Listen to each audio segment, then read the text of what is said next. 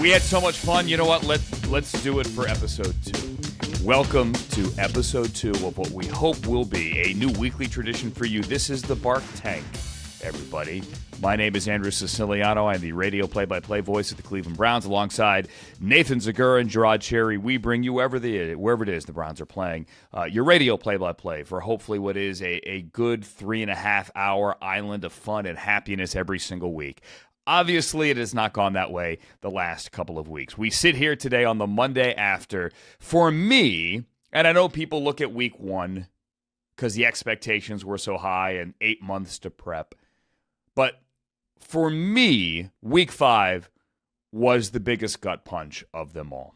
The most disappointing loss of the year. And let me just back up here for a second and thank you for watching and listening and reminding you that wherever it is you're watching this on YouTube, the Browns app, on Spotify, Apple Podcasts, wherever, however, you like, you subscribe, you tell your friends, and we thank you in advance for doing all of those things. I just want to give you a little bit of background. For those who don't know, again, I'm not from Cleveland, but I'm born and raised a Browns fan. I grew up in north of Virginia, so this was a home game for me this past Sunday, yesterday.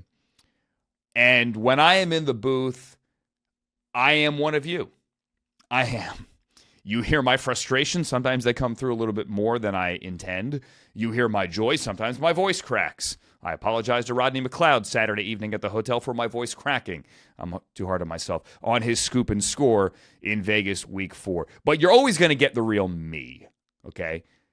The one thing I am never going to do, and that goes for on the air on our show, that goes for this podcast, our show meaning the game, and that goes for whenever I used to work on NFL Network, any form I've ever been on. I never make it personal. So I'm not going to be one of the screaming heads that calls for jobs and calls people names and look, there's a lot of screaming heads on TV. I'm looking at a TV over here right now. No one in particular you can't see, but you get my point. I'm never going to be one of those people. I'm never going to make it mean-spirited or personal during the game. But when you're listening to me and Nathan in the booth, you're hearing our authentic selves, and this one was as hard as it's been. I wasn't here for the 0-16. I lived through it as a fan in the studio for DirecTV, hosting the Red Zone channel every week. But this one in the building was as bad as it gets. It kind of felt at times like the 0-16. Now, when you look at the tape, it wasn't nearly as bad, but the score was. There's plenty of good. JOK played his tail off. I mean, JOK was fantastic. He had a pick, a diving pick. He forced a fumble. He was in the backfield. He was good. He wasn't the only one. But my point is, there was good in that game. Just not enough of it. And there was a lot of bad as well. And I don't remember feeling like I did yesterday in a long time. Because the games against the Giants and the Raiders, they were very frustrating. But they were close. And I don't just mean on the scoreboard. I mean in the fourth quarter, the Browns had chances. That's what made it so frustrating, weeks 3 and weeks 4, against the Giants with the touchdown and then the Jerry Jeudy 2-point conversion with, 9.5 minutes to go. I was convinced they were winning. I would have bet every dollar in my pocket at that point that they were going to beat the Giants, and they had multiple possessions and chances and could not beat the Giants. Obviously, the fumble by midfield, that was a killer, but they had multiple chances. And for the record, as a league employee, I am not allowed to bet and don't make sports bets, so just saying that. I'm just being hypothetical here. In Vegas, same thing. Look, they had an 82-yard touchdown called back on a suspect call. But they march down the field. They get inside the 20. They are in the red zone. They're going to score, and they're going to win. They shoot themselves collectively in the foot there, and they don't. And I said all week, and I said it on the pregame show with Nathan and with Gerard, that it can't be a game Sunday in Washington in which you say, all right, we're going to leave it to the fourth quarter to try to pull this out, because the Commanders, the way they've been operating offensively, they weren't going to give you that opportunity. And you're right, it wasn't a game of the fourth quarter. They were out of it, and that's what was so disheartening. For a game that started well. Was flying back to here, my home studio this morning, watching the All-22, and you look at the first two plays from scrimmage. You get the RPO, you hit David Njoku, He picks up 14 yards. By the way, I totally missed that one. We had a horrible angle in Washington. I mean, it's the worst angle in the NFL. We were low and in the corner. You'd rather be high and in the corner because you could actually see over the field and over the players. You're low and in the corner. So I lost Njoku there. Didn't even see him. Couldn't see him. Check our Twitters, Nathan and me. You could see the angle that we had. And then they get to midfield on the second play of the game. All right, they're cooking. They get third and short, and then they can't convert. And then you force a 3 and out right out of the gate. Washington doesn't punt. All they do is score. You make them punt. Bam, we're moving. As my grandmother, may she rest in peace, used to say, now we're cooking with gas, except you weren't. And that's what made yesterday's game so hard, is that you get to the third quarter and you're out of it, but then all of a sudden you're back in it. To quote Pacino once, I think about, they pull me back in. JOK, fantastic play. They run the jet sweep. The jet sweeps, obviously. The end arounds have been killing the Browns defensively. Raiders scored with 2 touchdowns last week. Wide receivers running the football on similar plays. And bam, JOK loads up. Watch the tape there. He loads up. He gets in position. He gets that shoulder in there on Terry McLaurin, former Buckeye. He does it cleanly, effectively, forcefully, violently. Gets the football out. MJ falls on it. All of a sudden, you're on the 2. Deshaun, by the way, look at that. Right after the sudden change, Commanders are playing off. Gets the ball out quickly. Gets to Amari because he's got the cushion. Gets good yardage. Next play, waits for Amari to clear, finds the open window on the slant, hits him, you're down to the 2. They're going to score. It's going to be a 2-score game. Now, they'd still be down 14 at that point, but you're on the 2. And then it just falls apart. Now, let me just say this. There's a lot of nonsense out there on Twitter that was going around. My phone was blowing up. Oh, my God, did you see Deshaun quit? That didn't happen. If your friends are sending you a tweet, and this isn't whitewashing how anyone played, this is just me telling you that a lot of the stuff on Twitter is nonsense. Oh, he quit. He walked to the sideline on 4th down. No, they had 12 men in the huddle, and they'd already burned a timeout. And that first timeout was frustrating enough. You're not at that point going to waste 2 timeouts when you're down 21 at that point. You need to rally. You're not going to burn 2 timeouts. So they took the delay, and it was frustrating for everybody. The body language was bad for everybody because you had the same body language at home, and we had it in the booth. It was bad football, and that's what Kevin Stefanski said afterwards. It was bad all the way around. He took the blame for it. Regardless, doesn't matter who's to blame. You had 12 men on the field, and those who put out on Twitter, oh, they quit. That's not what happened on that play. You just knew that at this point of the play clock, you can't get somebody off the field and fix this. It's broken currently in the huddle, and the only way to fix it would be to call timeout. So you take the delay and you kick the field goal. So don't believe everything you read on the interweb. Obviously, you got to fix the pass protection. 7 sacks. You can't get killed when every team brings the house on 3rd down until the Browns find a way to stop the obvious 3rd down blitz, the obvious twist stunts, just basic games the teams are playing, bringing backers from the second level. Until they find a way to do that on any down, but particularly on 3rd down, until they could run effectively on 1st down. And they did in the 4th quarter when the game was out of hand. Until they do that, then the offense isn't going to work effectively. And they know that. I'm not saying anything that you already don't know. Browns came into this game leading the league in dropped passes. There were a few there yesterday. And to be fair, there were a few times when you look at the tape where you're like, all right, the protection here is good. Let it rip. Just my view from 35,000 feet when you're looking at tape. But when the protection often isn't there, sometimes those easy layups don't feel like easy layups in the moment. Let's highlight the good here. If you want to go off PFF rankings, who doesn't love PFF? You want to go off PFF rankings. JOK was the best Brown on the field. We said it during the broadcast in the moment. He played his tail off. I'm happy for him. He's from Hampton, Virginia. Northern and Southern Virginia, really two different states. But Commanders territory, he had family there. He came in with a 90.2 PFF grade. Winston Reed, who was forced into action with a Jordan Hicks injury. Winston Reed came in with an 89.7.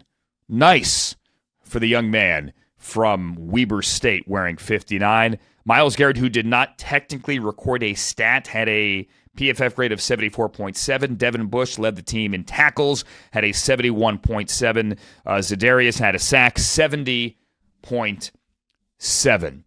So, it's what it is. You are through the quote-unquote easier part of the schedule. There is no such thing as I drop my phone here. Stand by. There is no such thing as an easy game in the NFL. There isn't. And when you look before the season at a strength of schedule, remember that is all based on last year's numbers, last year's records. Clearly, the Commanders are not last year's team. The Jaguars are not last year's team. You get my point.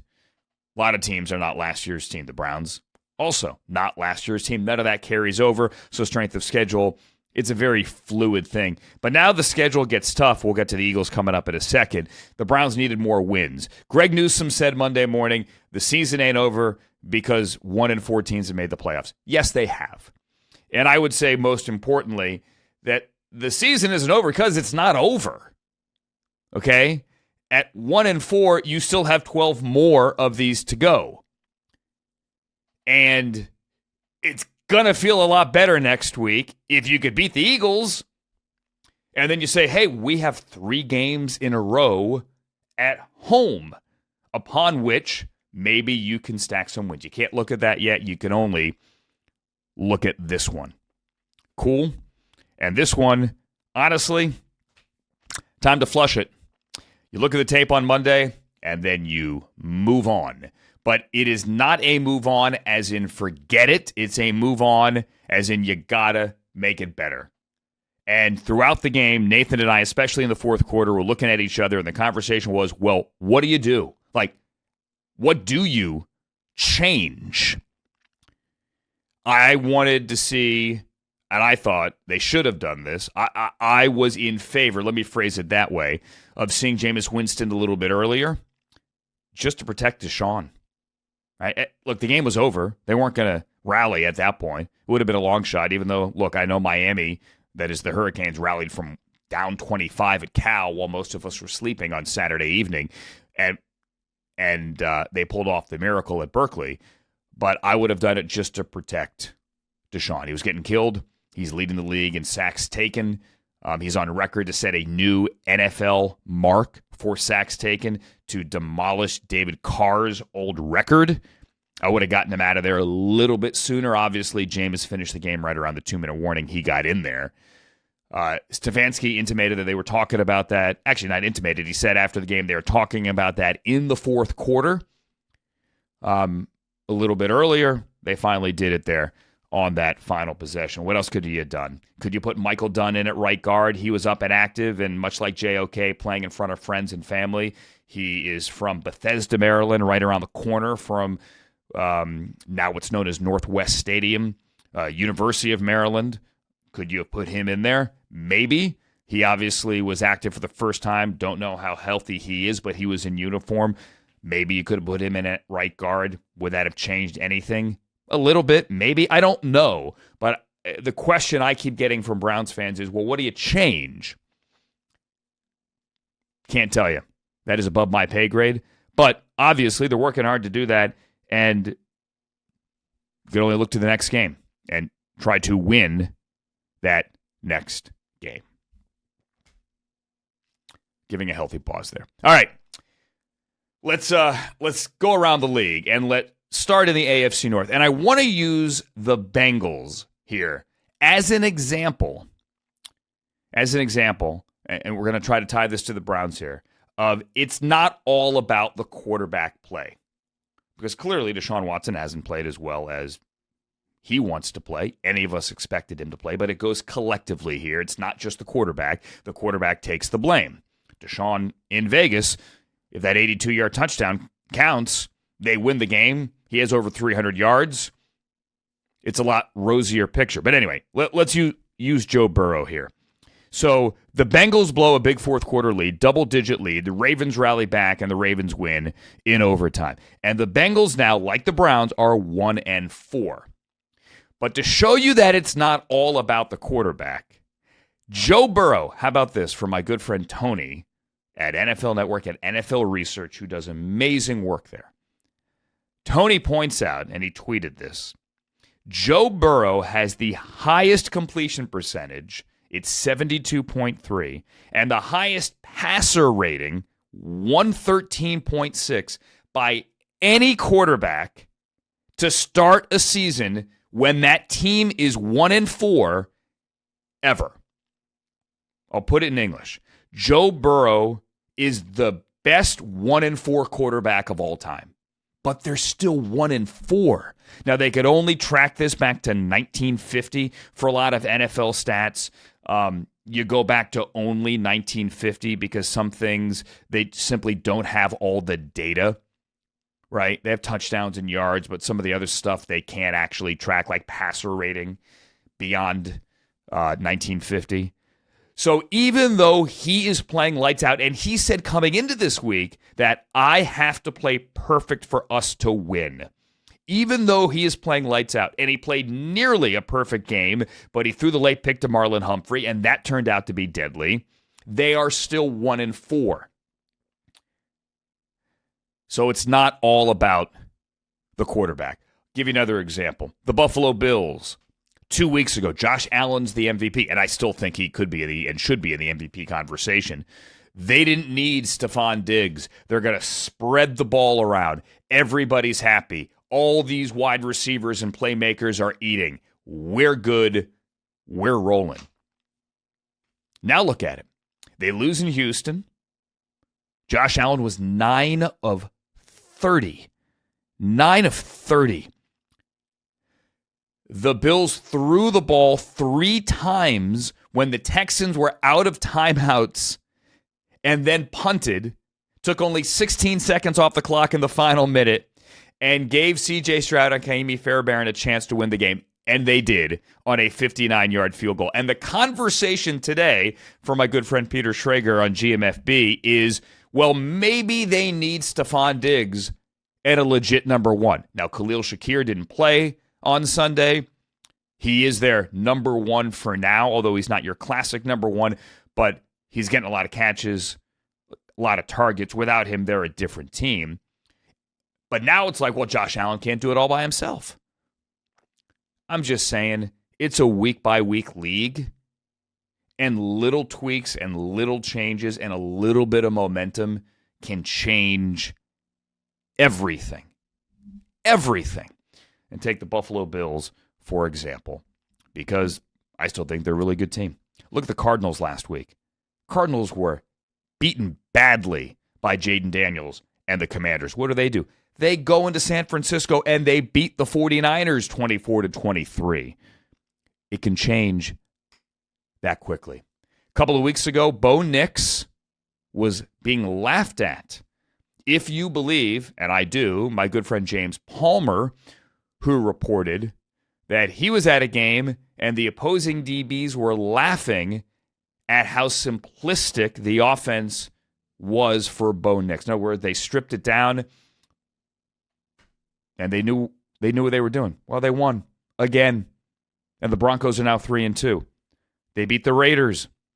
The Giants. I know the Giants beat the Browns, but without Malik Neighbors, they go into Seattle and they beat the Seahawks. It can change that quickly. The Steelers were 3-0. All of a sudden now, they are 3-2. It can change that quickly. And the same goes for the Jets. Hey, they're looking good. They went on TNF. Aaron Rodgers is back. Aaron Rodgers is good. It is rolling, everybody. It can change that quickly. Believe me. Same goes for the Bears. They're now 3-2. It can change that quickly. And I know I sound like a broken record, but truly, I know it can change. But you got to beat the Eagles. All right, let's look at the Eagles here. And I've seen this one coming for a while. Every now and then the schedule gives you a bad hand. This is one of those weeks, but it doesn't matter, and there are no excuses. You can say 3-game road trip is bad. Yes, but then you get the 3-game homestand in October and then into the first weekend of November. I don't mind either of those. What I don't like, and most teams have to face this, the question is how often do you have to face it, is going somewhere on the road and facing a team that is coming off a bye. Most teams don't like the early bye. The Eagles had a week 5 bye, and they do so at 2-2, not playing well, with criticism from local media for both Nick Sirianni and Jalen Hurts and the entire operation. But now they had a chance to reset. So the Browns are walking in there facing a 2-2 team that just had a week off to rest and potentially getting healthy. The two question marks for me into this one. Obviously, the Browns have their own issues, and as Kevin Stefanski and Mike Tomlin said something similar, both said this week, you can't worry about beating the other team until you figure out why you're beating yourself. Stop beating yourself and then worry about beating the other team. Well, the Eagles are having those issues as well, but what worries me about them is that they could be getting healthy at wide receiver. Don't know yet about A.J. Brown, but he hasn't played since week 1. And then there's Devontae Smith as well, who 2 weeks ago had that bad concussion, that bad hit, really brutal hit, when the Browns were losing to the Giants at home. The Eagles were in New Orleans, and Devontae Smith took a big hit. He missed last week with a concussion. Don't know, but normally after a bye, you would think he'd be able to come back.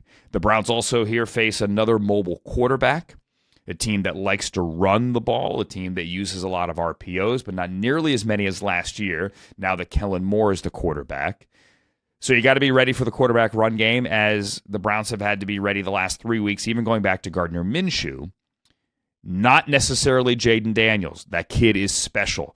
But Jalen Hurts is obviously still a weapon in that run game. Defensively, Vic Fangio is now the defensive coordinator. It is very much a bend, not break. They put an umbrella over everything, take away the deep shots kind of defense. Somewhat similar to what Jim Knowles really plays at Ohio State if you're a Buckeye fan. So you got to be able to take what they give you. You got to be able to use the quick game. You got to be able to throw underneath. You got to be able to, if you drop the deep shot, make sure you got it. They're going to play 2 deep safeties. And you have to generate more offense. And you have to run the football. We know these things. They know these things. There is nothing here that I am saying that is somehow revolutionary. But the Eagles, if you look at the standings, sitting here at 2-2, they are now chasing the team the Browns just lost to in the Commanders. Dallas is sitting there at 3-2 after the big win at 1 a.m. on Monday. And Philadelphia has the Giants right behind them.